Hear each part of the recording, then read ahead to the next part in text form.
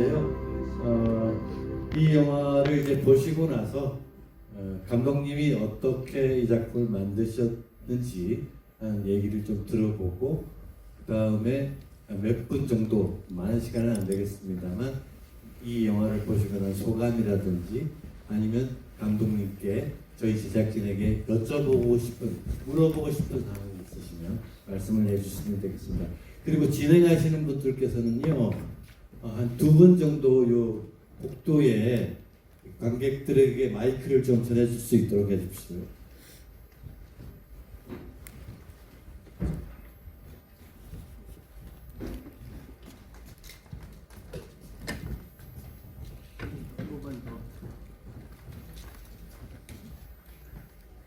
자, 최유현 감독님 모시겠습니다.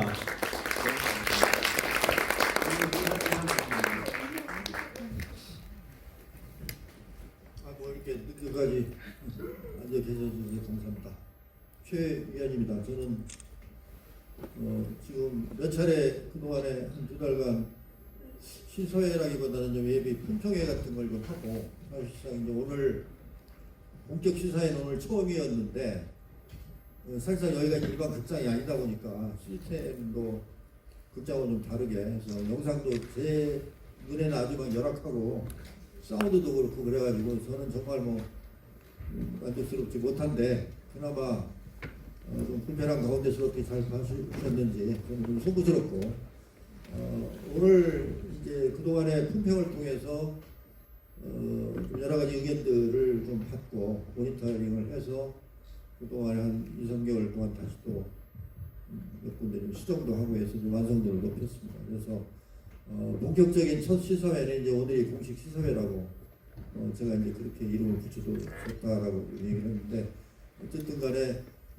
최종 작품 시사회는 이제 여러분 오늘 이 자리에 오신 분들이 처음 보게 되신 것이 아닌가 모르겠습니다. 근데 어떻게 보셨는지 저는 궁금하니까 뭐 제가 말씀드리는 것보다는 여기 오신 선배님들이나 우리 동료 관객분들이 먼저 말씀을 해주시면 고맙겠습니다. 네. 말씀하시고 지금 손을 저쪽에 분 계시네요. 마이크를 스위치를 올리십시오. 네, 이 영화 본 소감이 참 어떻게 그렇게 돈인 같은 거든지 권력이 좋다고 하더라도 그렇게 국민을 핍박할 수 있는지 참 저는 이런 것들이 굉장히 좀 충격적이었습니다. 특히 여기 그리고 영화에서는 안 나왔는데 이승만 그 독재 때 제주 4.3 사건 때 군인들이 어떤 전쟁 범죄를 저질렀냐면 당시 그 사람들을 처형할 때 그 유가족들한테 본인들이 처형을 할 시 박수를 치라는 게 굉장히 독재적이고 권위주의적인 행동도 한 걸 제가 책에서 봤습니다. 이제 그런 것들도 그렇고 그 밖에도 박정희 때도 그렇게 학살을 시도하려고 했고, 또 이제 최근에 있었던 12.3 비상계엄도 내란 때 야당 정치인들 살해하고 그렇게 초법적 권력을 행사하는 게 참 이런 것들을 통해서 우리나라 민주주의가 이렇게 위협을 이렇게 받았다는 것에 대해서 참으로 개탄하지 않을 수가 없다. 저는 이 영화를 보고 그런 생각을 했었습니다. 그리고 제가 작년에 윤석열 내란 우두머리 재판에 몇 번 갔었는데 그런 상황 속에서 그 윤석열이나 김용현 같은 내란 수뇌부들이 박정희나 이승만 같은 사람들처럼 되게 귀가 다쳤고 눈이 다쳤다 보니까 지지자들의 응원에만 신경 쓰는 등, 저는 이런 잘못된 팬덤 정치도 없어져야지 우리나라의 민주주의가 발전할 수 있겠다. 저는 그런 생각을 항상 많이 하고 있습니다. 그래서 네, 저는 이 영화를 보고 그런 생각이 들었습니다. 감사합니다. 또 다른 분 저쪽에 계시네요.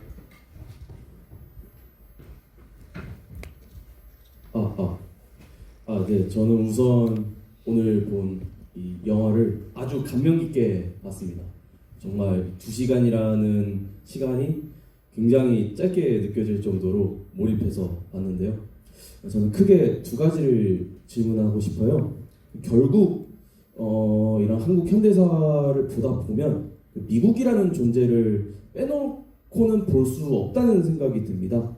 아까 다큐멘터리에서 나왔듯이 김재규가 박정희를 죽이고 나서 뭐 미국 글라이스틴하고 이렇게 만나러 갔다 이런 얘기가 짧게 나오고 아직은 밝혀지지 않았다고 하는데 그 부분에 대해서 아마 좀 자료가 좀 더 공개된 것이 있는가 아니면 그쪽에 아무래도 이걸 만들다 보면서 찾아본 것들이 더 있었는지도 되게 궁금했고요.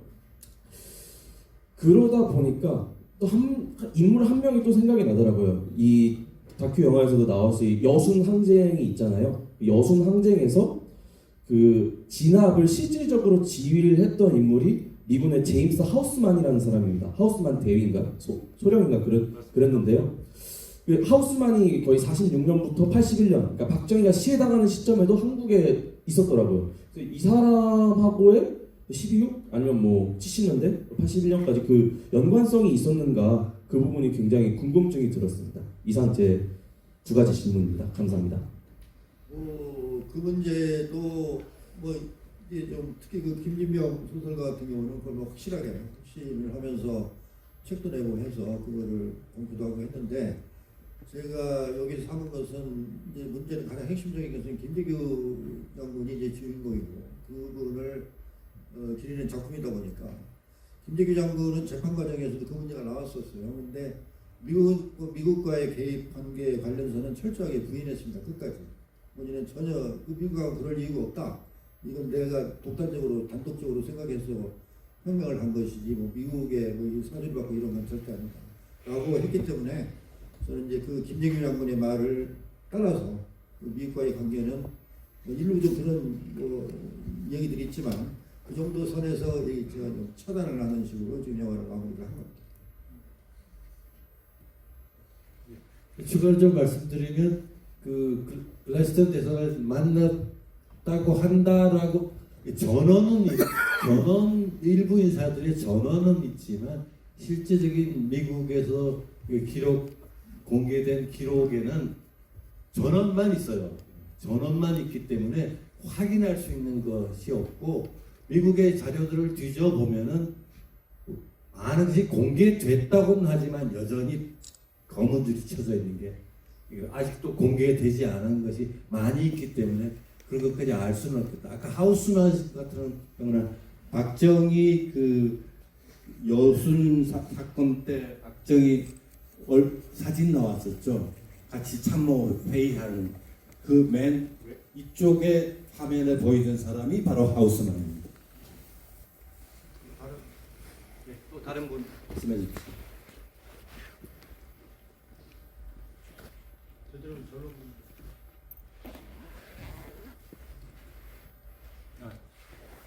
저쪽에 네, 영화 잘 봤습니다.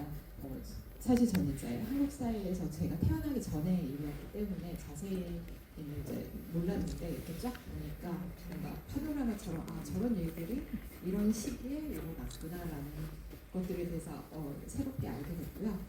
그 영화에 대해서 제가 궁금한 점은 사실 역사적인 자료가 예전 거기 때문에 아마 진짜 아날로그식으로 많이 보셨을 것 같아요. 요즘 인터넷으로 바로 된 게 아니라 다 스캔해서 하는 것들, 뭐 영상 자료 정말 많은 것들을 보셨는데 그걸 가지고 한 이제 인물에 대해서 이제 조명을 해야 되잖아요. 그러면 쳐내야 될 건 좀 쳐내고 이제 조명해야 될 건 조명하고 이 과정이 저는 굉장히 힘드셨을 것 같거든요. 그래서 이런 식 저런 식으로 다 해보시다가 아마 이 방식을 선택하셨을 텐데 그 과정에서 어떤 좀 생각들을 하셨는지 저는 창작의 과정을 조금 궁금합니다. 창작의 과정을 말씀 듣고 싶어 한다면 뭐 출전이나 가서 많이 시간 얘기를 해야 되는데 뭐 간략하게 말씀드리면 이 영화는 최초의 제작비를 1억 가지고 시작을 했습니다. 이게 이 작품을 같이 하자고 좀 투자를 해준 기획가가 있어서 1억을 가지고 시작을 했는데 처음 예산은 1억 가지고는 도저히 안 된다. 최소 1억 5천에서 2억은 있어야 되겠다 해서 근데 이제 그 사람은 1억밖에 투자를 안 한다고 하니까 이제 나머지 돈이 없잖아요. 그래서 나머지 돈은 뭐 제가 빚을 내서라도 이제 채우면 되고 외부에서 투자를 받아서라도 하면 되겠지 좀 아니라는 생각을 했는데 제가 이제 인적 네트워크도 없다 보니까 외국에서 투자받는 그 이상의 투자받는 건 불가능했고 그래서 제가 은행 대출도 받고 뭐 전세 보증금도 빼고 카드론도 받고 하면서 이제 나머지 주작비를 털었어요. 그래서 한 2억 가까이가 이제 들었는데 제일 우리가 하면서 그 돈에 맞춰서 하려다 보니까 지금 말씀하신 대로 우리 지금 현재 대한민국의 이 자료 저작권이 굉장히 심화돼 가지고 자료값이 무지 비쌉니다. 그전에 예를 들어서 나는 노무현입니다 같은 경우에 자료비만 4천만 원, 5천만 원이 들었어요.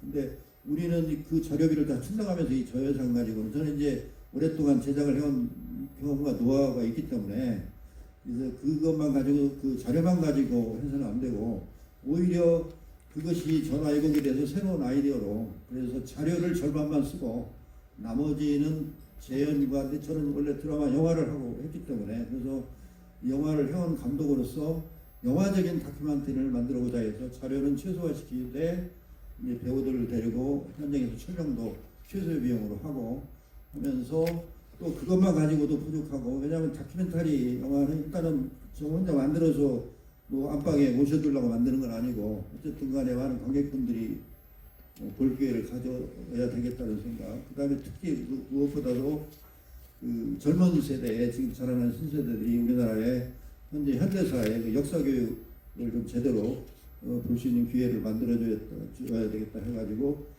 그런 저기로 해서 이제 재미를 여기저기 재미 요소도 좀 넣자 해가지고 뭐 아까 파피춤도 좀 넣고 하면서 작품 전체를 그게 포스터 카드도 좀 비주얼을 넣고 하면서 비주얼적인 좀 완성도를 높이려고 제가 주문을 애를 쏟고 그러면서 그 과정에서 있었던 저의 고뇌와 힘들 사정은 혈료까지 흘렸으니까 더 이상 말씀을 안 드리도록 하겠습니다.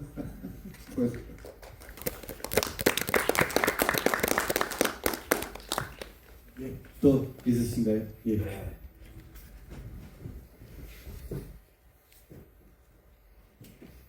영화 너무 잘 봤습니다. 혹시 우리 대한민국 현대사에 많은 굴곡이 있는데 이 소재를 선택하신 이유가 있는지 궁금하고요.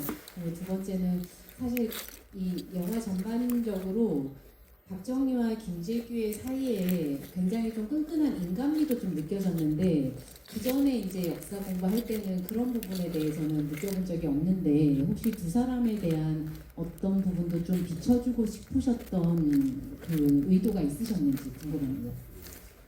아니 그게 저도 사실 이 작품을 만들게 된 최초 동기가 사실 김재규 하면은 그냥 살인자 아니면 박정희를 죽인 원흉 이런 학교에서도 아마 그렇게만 학생들이 배우고 인식한다고 그래서 저도 이제 이렇게 설만큼 살아가고 있고 인생으로 보면 최고 인생을 넘어가는 이제 그런 때인데 뭔가 그래도 9군능선, 8군능선 가가지고 이게 정신이 좀 저기 되기 전에 뭔가 그래도 한 점이라도 찍어봐야겠다 해서 생각했던 게 이제 김재규 장군이 어느 날 그래도 저 양반이 너무 우리 사회에서 묻혀져 있다. 이게 이분을 좀 꺼내가지고 이분 이야기를 제대로 한번 만들어가야 되겠다. 그래서 이분은 지금까지 어떤 불명예만 안고 뭐 40년의 세월이 흐르지만은 그대로 자꾸 외지에서 다들 이렇게 그 요소도 강화되는데 막 엉망이에요. 뭐 정말 올라갈 수가 없는 정도.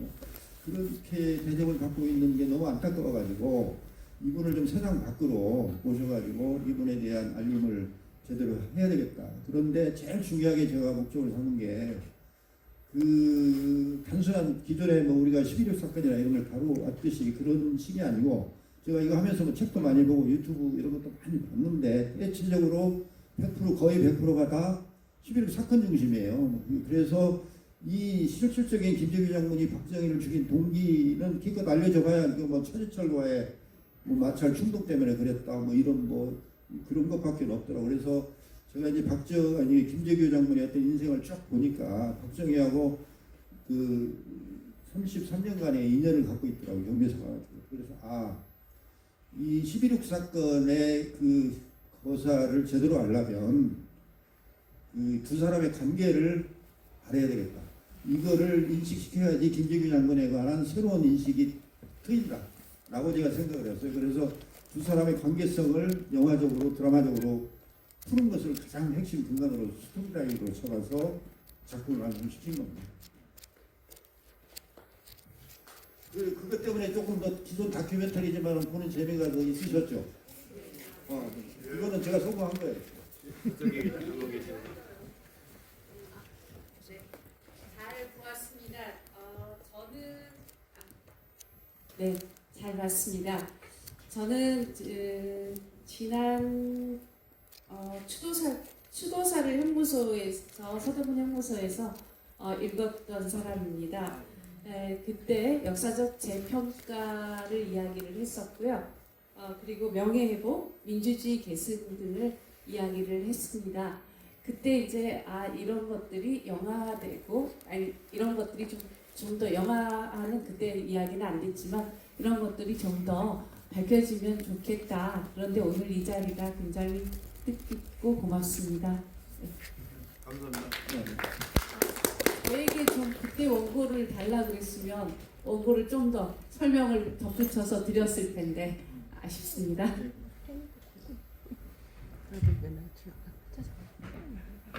감사합니다. 제가 79년 그때부터는 제가 직접 보고 직접 보지만 언론이나 뭐 단편적으로 있었던 것들이 굉장히 스토리를 잘 이어줘서 저는 지금 나오는 거 50년대 그 전에 모르지만 대체로 단편적으로 알고 있었던 사건들이 어떻게 연결되는가를 정말 잘해주신 정말 걸작인 것 같습니다. 근데 제가 한 가지 좀 약간 아쉬운 거니까 이런 게 있었다면 김대규 장관이 자기가 혁명 이런 얘기를 하고 그랬는데 어쨌든 전두환이 그걸 이렇게 처리한 거잖아요. 그 과정에서 어떤 약간 이 드라마에서 자기가 혁명 이런 얘기를 암시는 주지만 그리고 민주주의, 자유 이런 걸 얘기했는데 그 부분은 지금도 그 의문이 있는 게 확실하지 않은 게 있는 게 과연 이분이 그걸 어떻게 하려는 게 뭐 있었나 이런 개인적으로 의문을 갖고 있거든. 역시 이 영화에서 그 부분은 좀 분명하지 없어서 더 자료가 있으면 좀 더 해줬으면 좋겠다 이런 생각을 가지고 감사합니다. 혁명에 관한 사례는 없죠. 사실 이분 김대규 장군 마음속에만 있었던 거기 때문에 그래서 그분의 어떤 전신 세계로 들어가려고 제가 그동안에 쉽게 말하면 뭐라고 할까요? 적시지라고 해야 되나?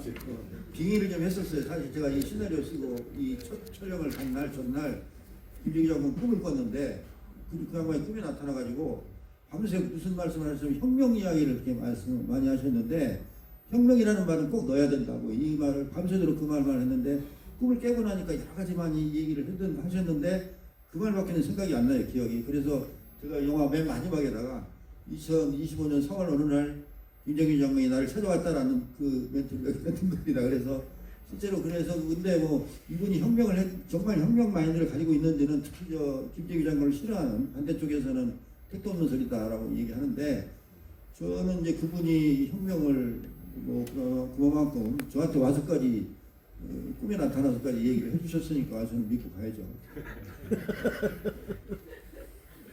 학생님이 말을 믿고 갈 수가 없어요. 아니 저는 이제 그 혁명이란 말씀을 하시니까 그동안 운동을 하셨던 분들이 거기에 민주화를 기여한 게 아닐 수도 있는 약간 조심스러운 생각이 들더라고요. 그분들의 민주화 운동은 아무것도 아니고 그분의 한 분의 그 저격으로 이 혁명이 된 것처럼 자칫하면 이렇게 오해가 될 수 있을까라는 생각이 좀 의문이 들더라고요. 그런 일은 없지요. 그게 굉장히 중요한 관점이신데, 그러니까 이 영화에도 이야기가 되고 있지만 장준하 선생님은 그 길을 믿었어요. 그 길로 가야 된다고 했어요. 이 영화에도 두 분의 대화 속에서 나오지만 시민들의 이런 시민혁명 가지고는 안 된다. 박정희는 워낙에 군 장영력이 너무나 간단해서 그거는 불가능하다. 그냥 잘못하면은 국민들 희생만 늘어난다라고 해서 장준하 선생님이 김대규 장군하고 만나서 대화하면서 그 한 가지 정의를 가졌던 게 그 단 한 사람의 군인이 쉽게 말하자면 암살을 해서 적에 갈 수밖에 없다, 치울 수밖에 없다라고 하는 생각을 가지셨던 것 같아요. 그래서 이 영화의 소개는 거기까지는 안 됐지만 장준하 선생님이 실제로 돌아가시기 전에는 그분이 원래 저 광복군의 게릴라 부대 출신이고 실제로 훈련을 받으셨던 분이고 하기 때문에 소수의 정예 부대 몇 분을 가지고 게릴라 훈련을 사실상 8월달에 하셨다고 해요. 돌아가시기 직전에. 왜냐하면 김재규 장군은 영두관에 건설부장관으로 가가지고 그 일을 같이 도모를 못하기 때문에 장준하 선생님이 그냥 단독으로 자기 김재규를 빼고 다른 이제 그 멤버들을 모아가지고 게릴라 훈련을 하다가 이렇게 돌아가신 걸 알고 있는데 이제 그 점에 하나가 있어서 그 점은 제가 정확하게 했고 그 다음에 하나는 여기 언급을 안 했는데 그 이제 11.2 이후에 김재규 장군이 이제 그 전두환 군부에 이제 끌려가가지고 이렇게 수모를 당하고 했을 때 함세웅 신부님이나 이렇게 제야 몇 분들 120 몇 분인가 125분인가 뭐 변호사분들 해가지고는 김재규 구명을 해야 된다라고 굉장히 많이 하셨는데 그 당시에 우리나라 여기는 언급됐지만 80년대 봄을 맞으면서 대부분의 정치인들이 뭐 여기서 거명을 안 하겠지만 DJ, YS 뭐 이런 이게 큰 정치인들이 그 구국위원회에서 가가지고 사인을 해달라고 했대요. 근데 그분들이 사인을 거절하셨다고. 이게 그만큼. 그래서 김재규 장군은 뭐 그분들이 뭐 사인했다고 그래서 구명한다고 그래서 뭐 전두환이가 살려주었겠습니까만은 그래도 그래서 이제 그런 것들이 어떤 괴리가 좀 있었던 거고 그런 거는 참 우리가 어떻게 보면 뭐 제가 후대 사람으로서 어떻게 뭐 평가하고 말씀드리기는 좀 애매한 구석이 있다. 뭐 이렇게 말씀을 드리겠습니다.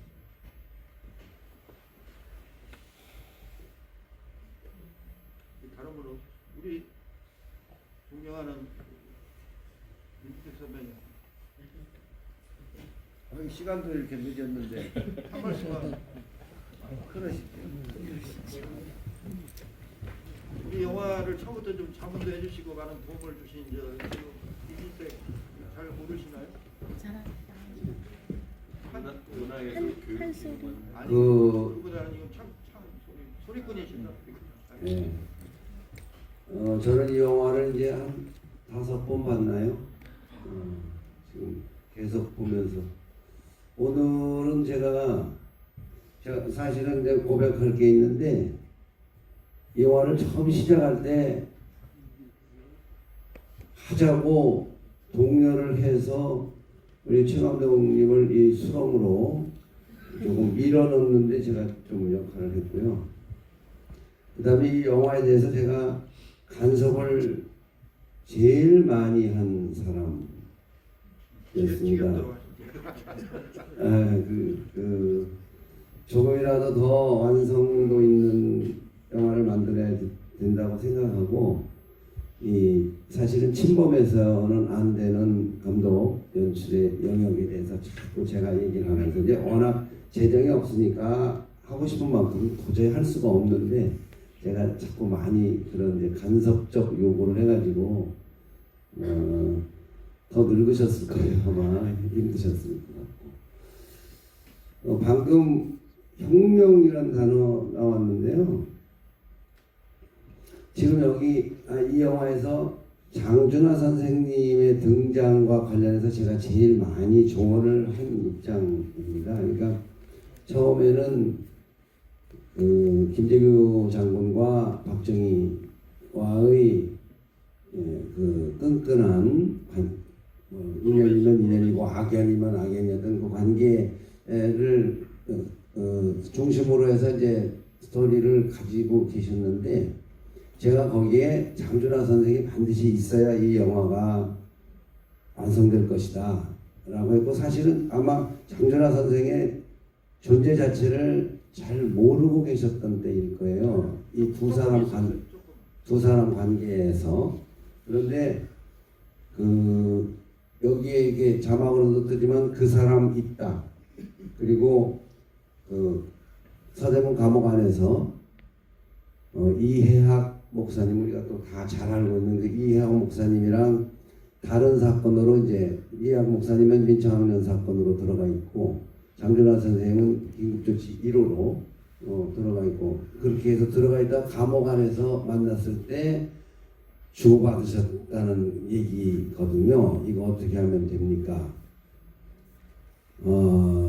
시민들 우리들이 시위하고 이런 것으로 도저히 해낼 방법이 없네. 없습니다. 근데 방법이 있네. 뭡니까?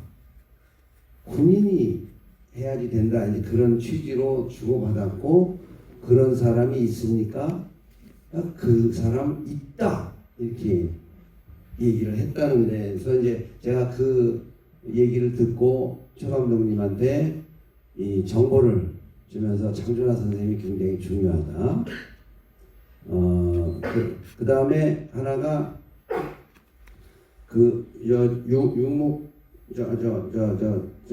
글씨 쓰고 하는 장면이 있지 않습니까? 그런데 안중근 의사에 대한 관심이 김재규 장관한테 많았고, 그러니까 군인으로서 군인의 길은 무엇이다 하고 안중근 의사가 남겼던 그 글을 가장 가슴속에 품고 있었던 현역 군인 장군이었고 또 글씨를 잘 쓰셔서 또 그렇게 하고 하는 거를 장준하 선생도 실제로 목격도 하고 이제 거기에서 두 분이 그리고 이제 나중에는 이제 함세웅 신부님께서도 생각하시기를 안중근이 이토를 쏜 거와 함세웅 신부님은 그렇게 생각을 하고 계시죠.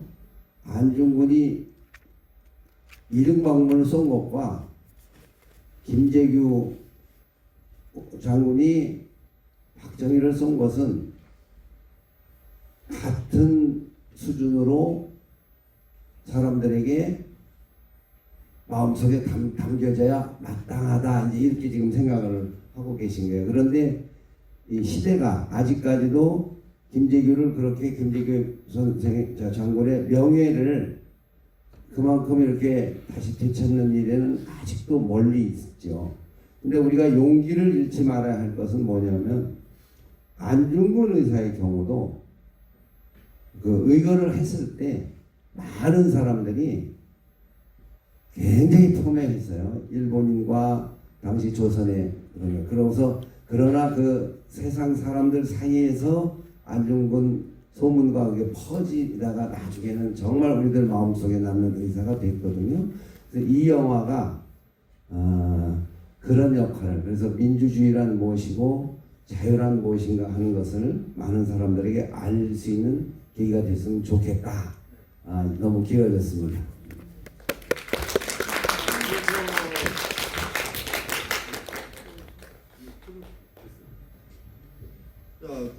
그래서 이제 말씀하신 오늘이 사실은 안중근 장군 순국일입니다. 그래서 원래 지금 이 계획이 이런 장애나 여러가 없었으면 여기 오신 분들하고 같이 뭉점도 좀 하고 이렇게 해서 시작을 하려고 했는데 다 지금 이게 얽혀가지고 3월 26일 돌아가신 날. 예. 10월 26일이 신날. 예. 오늘 이제 돌아가신 날이니까 뭉점이라도 합시다. 우리가 이제 내부적으로 그러고 왔는데 그랬어요. 그것 때문에 당연히 혼미가 돼가지고 이렇게 되어버렸습니다. 그래서 하여튼 그렇게 됐고요.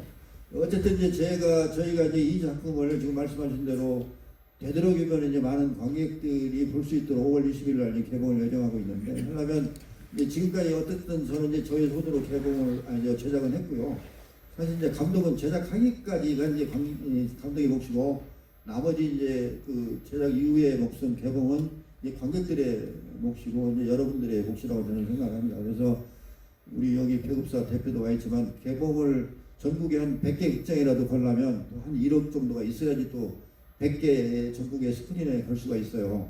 한 5천만 원이면 한 50개만 걸고 이런 식인데 그래서 그래도 최소한 우리가 자존심이 있으니까 전국에 한 100개 극장 걸어야 되지 않겠나 최소 시작을 이제 그러니까 여러분들이 앞으로 좀 개봉 후원이나 아니면 개인적 후원이라고 제가 말씀드리기는 좀 송구하니까 주변에 혹시 좀 본인분들이나 투자 기능에 관심이 있는 분들은 투자 협찬 이런 후원들을 좀 길을 좀 열어주시면 저희가 좀 개봉을 하는데도 훨씬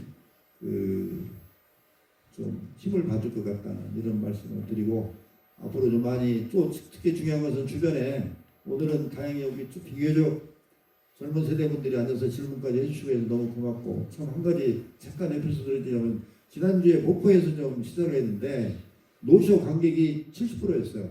200명이 온다고 했는데 실제로 오신 분들은 70명밖에 안 됐어요. 근데 그 중에 다행히 목포 과학대학교 젊은 20대 22살 학생들이 한 50명이 왔어요. 그 중에 단체로.